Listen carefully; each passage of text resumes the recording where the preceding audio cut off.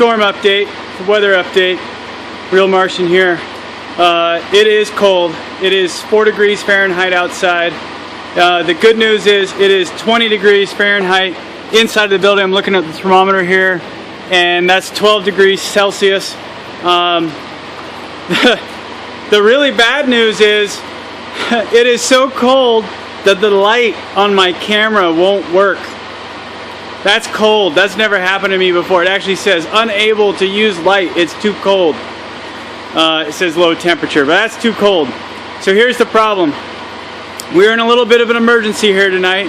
I showed Mrs. Martian how to pack the wood stove tonight, and she came out to pack it midday so we could keep the fires burning hot all day long, and unfortunately the fire went out earlier in the day. Best I can tell is I didn't pack the barrel tight enough, and it lost its flame and all the cold, lost the heat.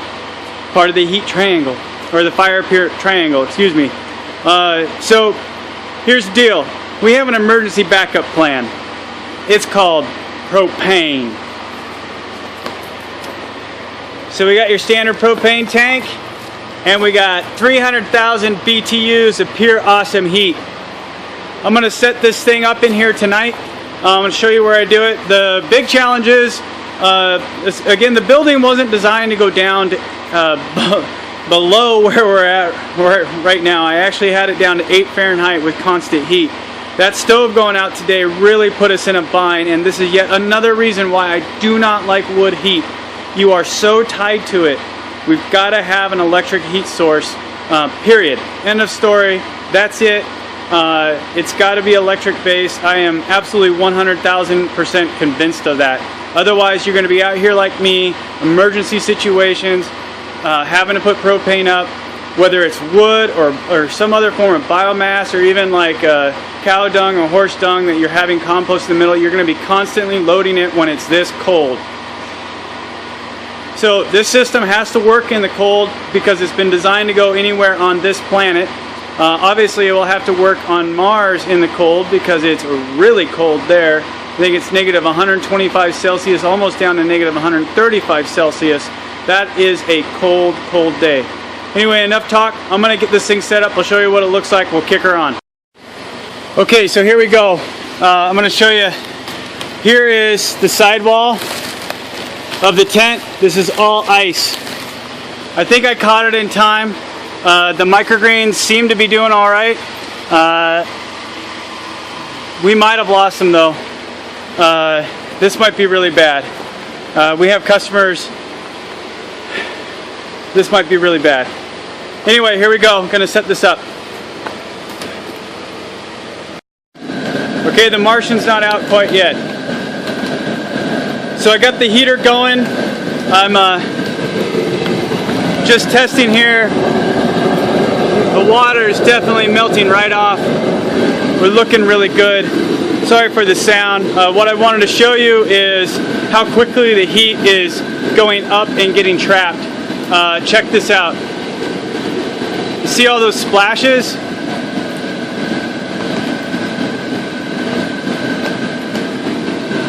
That's rain inside. Tom Hanks on Alone, or not Alone, Castaway. If you've seen that show, you know he's on the island and he finally figures out how to make fire, and he goes, "I have made fire. Well, I have made rain." That's pretty cool. Anyway, here, check it out again.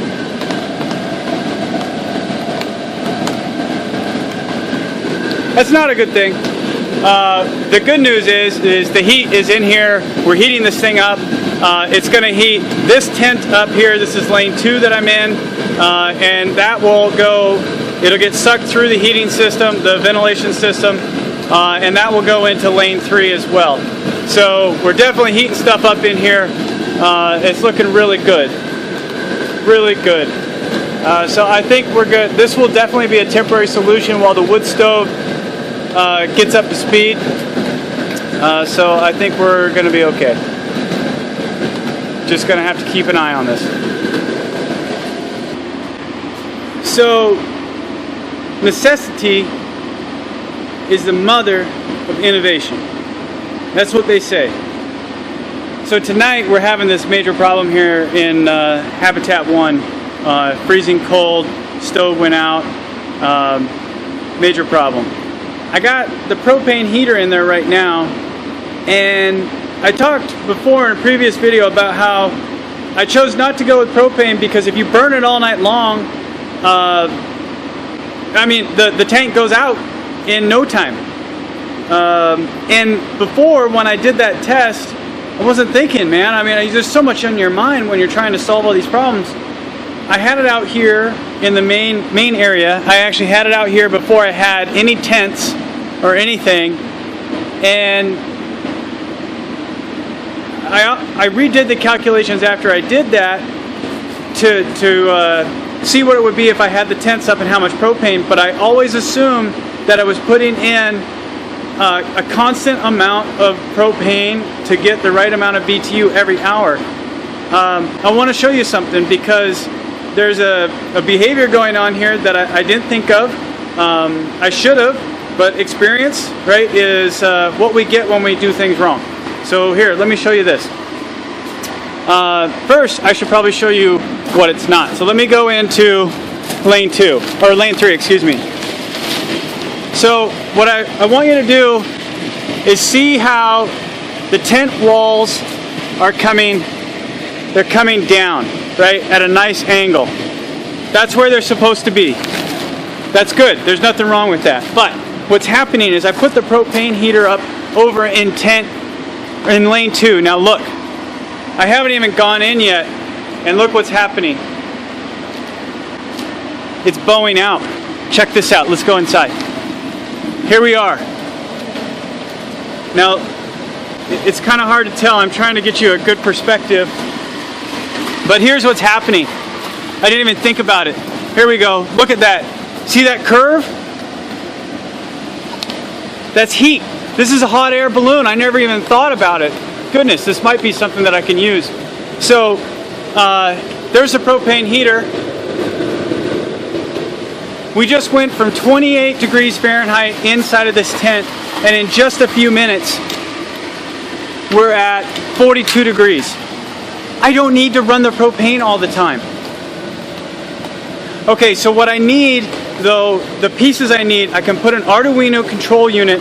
I can put an Arduino control unit on a propane supply line, and then I have to have a valve. So I need a propane valve that's actuated by electricity, which doesn't sound like a good idea to me, but certainly somebody else has had this problem. Certainly somebody else has already thought of the solution. I just need to go shopping and find the right part. What I'm contemplating, folks, is getting rid of the wood, turning the wood stove off because it's a giant pain, switching over to propane. I could call the propane company, have it come drop a big old 200, 300, 500 gallon tank out here, and if I'm not running it all the time, it might work out when it comes to the dollars and cents. We pay $200 a cord for wood, and all my previous calculations with propane to get equivalent heat assume that we're turning the heat on constantly. There might be something here. We don't have to have constant heat. Okay, so I've learned through this experience that sometimes you're giving bad experiences, things go wrong, so that you can learn from your mistake. And so far, every time on this project that's happened, that's exactly what God has done for me. Every time I think something is horribly wrong, like the emergency tonight, there's always a silver lining that comes out of it.